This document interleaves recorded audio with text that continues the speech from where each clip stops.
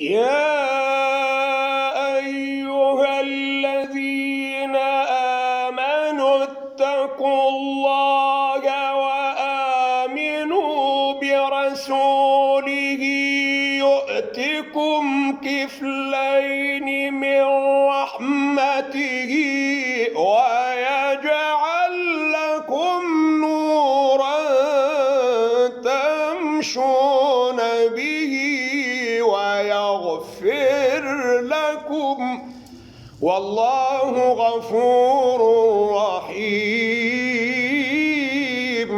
صدق الله العظيم. اللهم اجعل لنا نورا فياضا من أسمائك العلية وسرا مضرارا من أسرارك القهرية، فلا يؤذينا إنسان ولا يسطو علينا شيطان، والحمد لله رب العالمين.